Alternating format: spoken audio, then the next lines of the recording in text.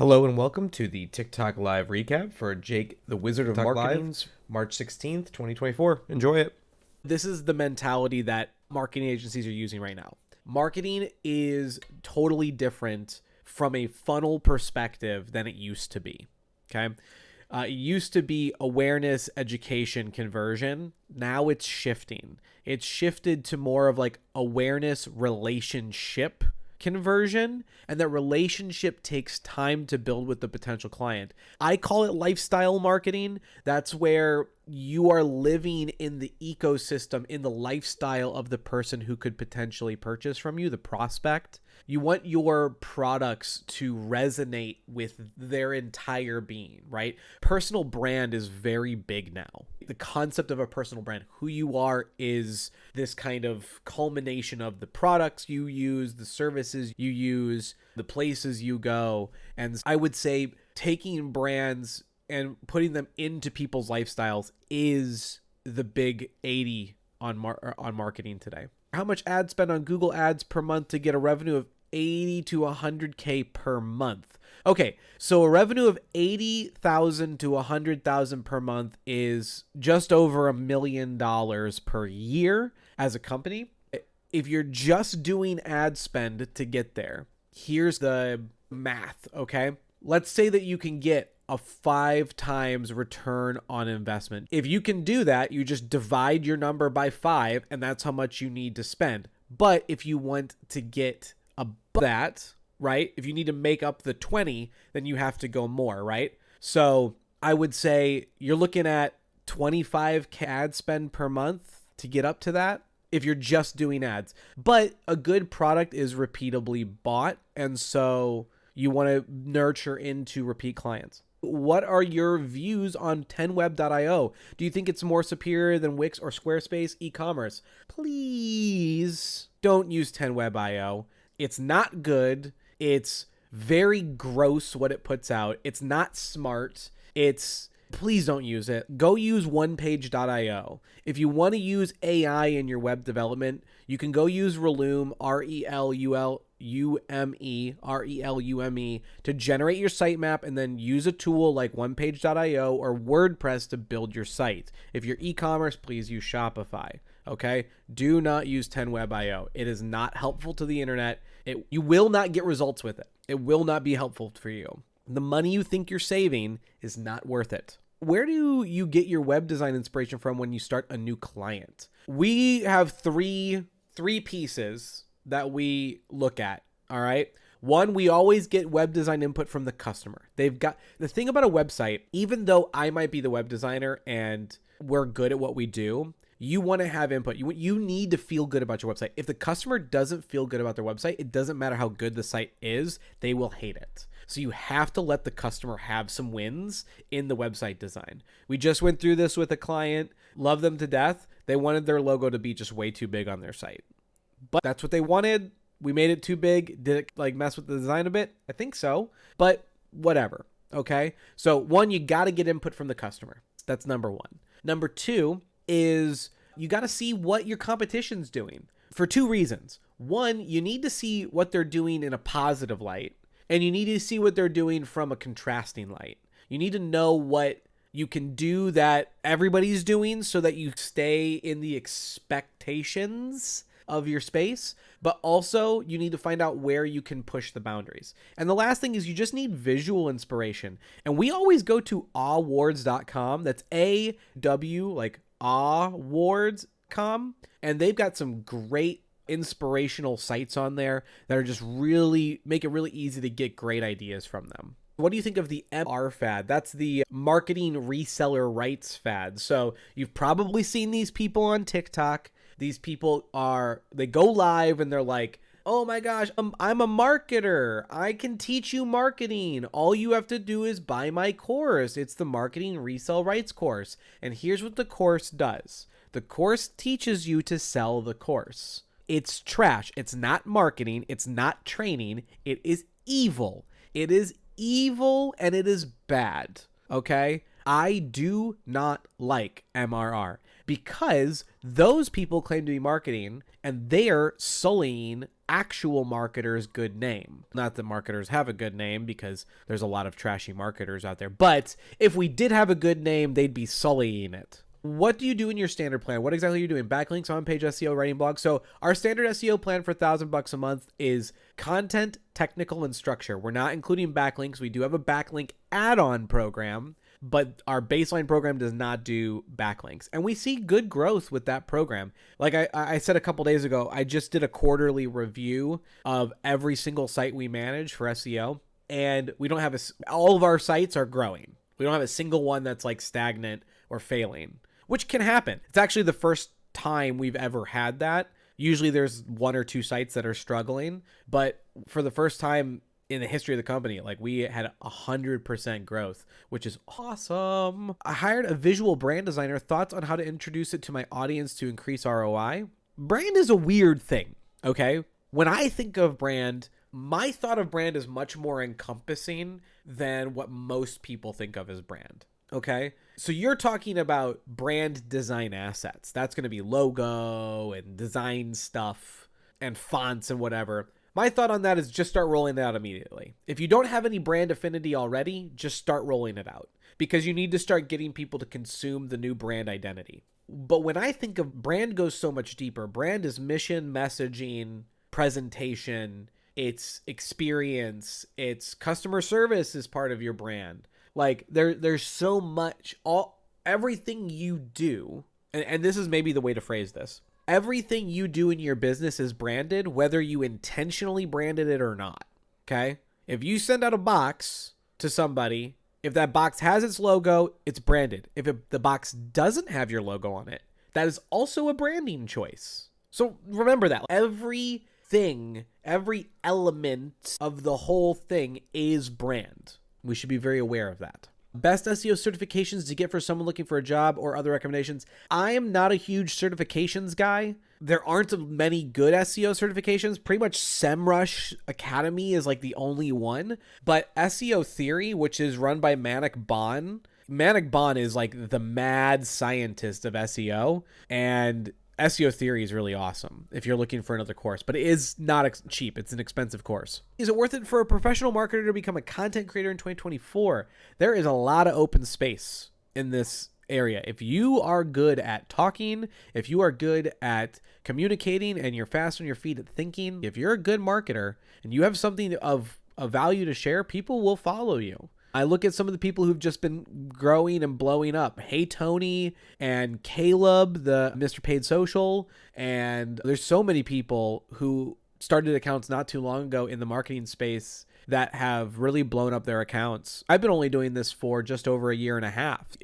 And I would say every business. So every business benefits from being promoted by a personal brand. And the reason why it benefits is because people have an easier time resonating their lifestyle with a personal brand, right? So you're interfacing with Jake the Wizard. Wizard Marketing is my company. So when I changed my branding on my TikTok from Wizard Marketing Agency to Jake the Wizard, my game completely changed. People started following me more. I started getting more engagement because they realized they're engaging with a person, not necessarily a brand. I promote my brand, but it's a lot easier to have that experience with. And I would say for every business out there, social video is going to be important. You are on a TikTok timer, okay? Like it is a timer until everybody needs to be doing social video. Just like getting a website was a big deal before, we're now turning the corner and now it's getting social video. What do you think about HostZinger? Okay, don't take this the wrong way, okay? Any WordPress hosting that isn't WP Engine is poop in my book. WP Engine is the best hosting on the planet. They have the best customer experience. It is the fastest servers. It is beautiful. It's not even close to me. So everybody is just a tier down. And I've never used Host. I know about it, but that's just my opinion. That's just like your opinion, man. What do you think the best way is to market home service businesses? I built my business on home service businesses, mostly like landscapers and things like that. And best way for local home service businesses is still Google Business Profile, nail your website, list out all your services, and then you're obviously doing SEO is what I mean by that. And then a light drip of Facebook and Google ads, and then a light social drip as well. That's the combination. Do that, you will beat your competition. Best way to rank a Shopify store for SEO. If you're running a Shopify store and you want to do SEO, my first step is go get the Avada SEO tool. AVADA, Avada SEO. Okay? Install that.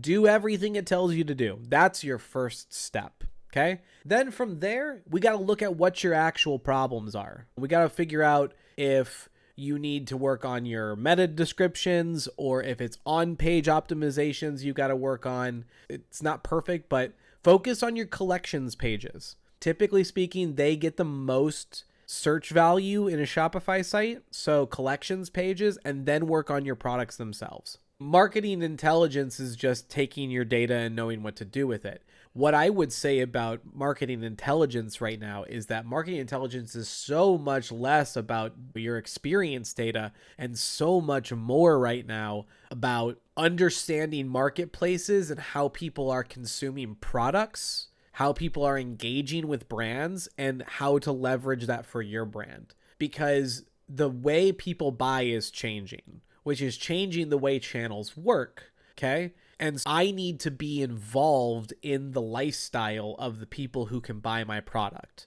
So for me, let's take Wizard Marketing, for example. Let's just break it down. Why am I here on TikTok? I did my own research and I saw a lot of people engaging with businesses because they discovered them on TikTok and Instagram and YouTube Shorts. Okay. So I said, if people are engaging in those channels, I need to get in those channels. But who do they engage with? They're engaging with personalities, with people, with personal brands who are providing them value in their day-to-day lives. Okay? So that's what I did, is I built my TikTok channel around being on TikTok, providing actionable, real marketing value to people so that I could be in their feeds, so that I could be around them. Most people who get on my calendar, they go, man, I've watched all your videos. I love it. Let's do some work together.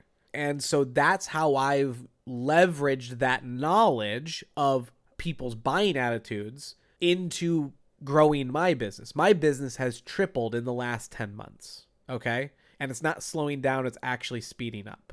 And I'm excited for that because it lets me do more for people. I can give away more. And I love that. But that's the mentality that you got to have, is marketing intelligence is not just about my data. It's about world data and my ability to consume it, understand it, and then regurgitate it. Do you feel like TikTok is SEO based? Hard to grow these days. Our numbers not as effective anymore. So everybody's numbers are down from where they were a year ago. Just like across the board, everyone. I have a couple of, what do they call it, canary accounts that I watch to know like what the trends are, because those accounts are very consistent. Okay. So I watch other accounts to see like what numbers they're getting, how they're doing. And what I've found is that the algorithm keeps changing about every 3 months to keep people from being stale. You can't keep doing the same thing. You've got to pivot it up, shift it, try new things again. Like I'm back to doing sub-minute videos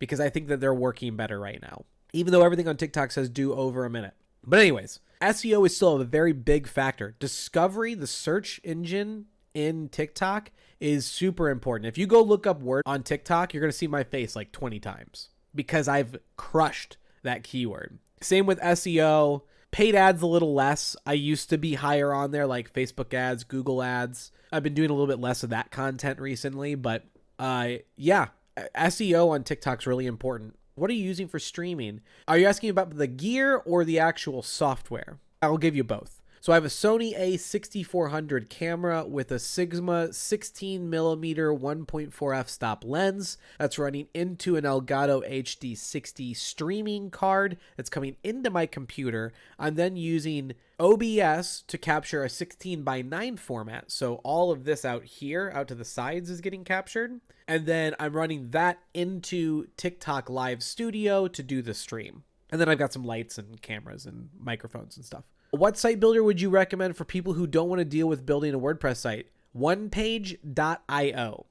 OnePage.io is a fantastic tool. I really like it. It's simplified. It's Wix, but it's done right. It's built by a German company who very much focused on speed, structure and SEO as the results of their tool, and I really like it. How did you get your very first paying client? Great question. I love this story. When I got started, my very first client, it's a different story, but my very first client, I was working for a company and I was very bored there. They had no budget for me. It was just me, like whatever I could do. And I evaluated what I was doing for them. And I was like, I could do this whole job in 1.5 days a week.